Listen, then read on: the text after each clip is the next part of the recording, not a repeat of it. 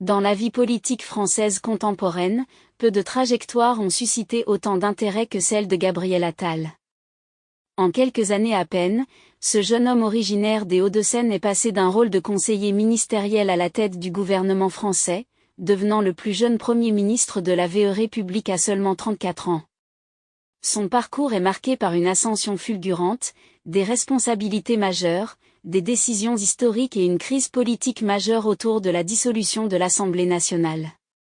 Voici l'histoire complète d'un homme au cœur des enjeux politiques français du XXI siècle, de ses débuts jusqu'à ses choix les plus décisifs. Des premières années aux premières fonctions politiques, Gabriel Nissim Attal de Couris naît le 16 mars 1989 à Clamart. Après des études de droit à Paris 2e Panthéon-Assas et un master en affaires publiques à Sciences Po Paris, il entre dans le monde politique très jeune. Il commence à se faire remarquer en 2012 en travaillant au cabinet de la ministre de la Santé, ce qui lui permet de découvrir l'écriture de discours et les rouages de l'appareil d'État. En 2014, il est élu conseiller municipal à Vanves, puis, après avoir rejoint La République En Marche. En 2016, il est élu député en 2017 dans la 10 circonscription des Hauts-de-Seine. Ascension dans les responsabilités gouvernementales très vite, Attal gravit les échelons. En 2018, il devient secrétaire d'État auprès du ministre de l'Éducation nationale et de la Jeunesse, ce qui fait de lui le plus jeune membre d'un gouvernement sous la République. De 2020 à 2022, il est porte-parole du gouvernement, un rôle stratégique qui le place au centre de la communication de l'État. En mai 2022, il devient ministre délégué chargé de l'action et des comptes publics puis, en juillet 2023, ministre de l'Éducation nationale et de la Jeunesse. À travers ses fonctions, Attal se forge une image de communicateur habile, d'adaptabilité et de fidélité au projet du président Emmanuel Macron.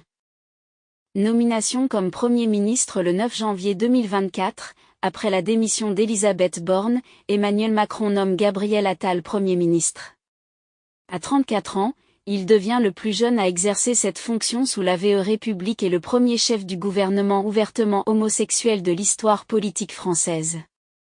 Il forme un gouvernement minoritaire. Malgré l'absence de majorité claire à l'Assemblée nationale, ce gouvernement est perçu comme un signal fort d'ouverture politique, intégrant des personnalités issues de diverses sensibilités. La crise politique et la dissolution de l'Assemblée nationale. L'expérience de Matignon est rapidement perturbée par un contexte politique tendu. Après les élections européennes de juin 2024, où le parti du président réalise un score moins bon qu'attendu face à la poussée du Rassemblement national, le président Macron prend une décision majeure. Dissoudre l'Assemblée nationale le 9 juin 2024 pour provoquer de nouvelles élections législatives anticipées.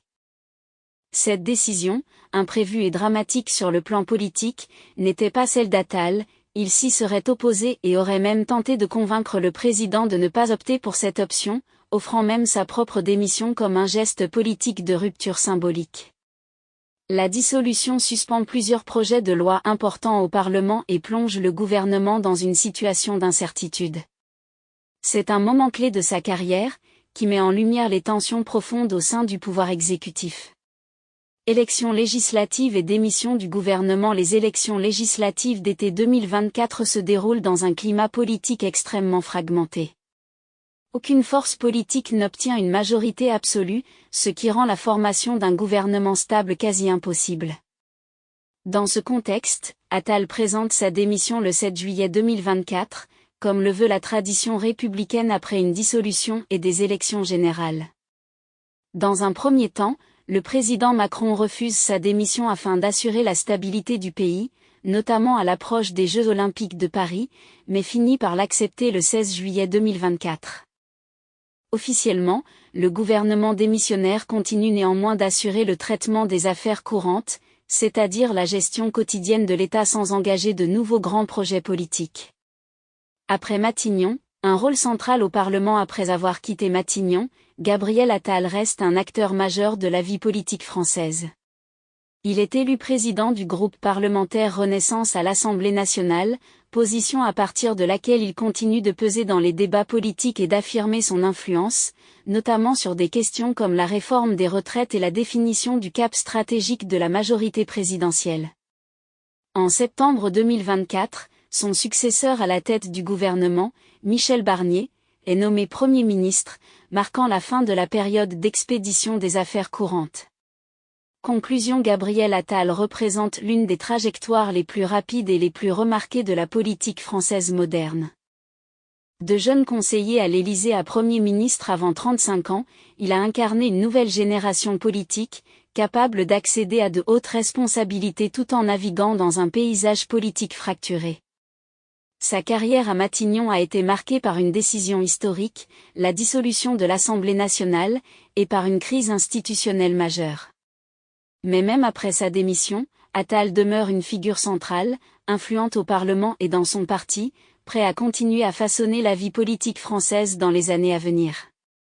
Une chose est sûre, son nom restera inscrit dans l'histoire politique de la République, et son parcours continue de susciter débats, réflexions et attentes pour l'avenir.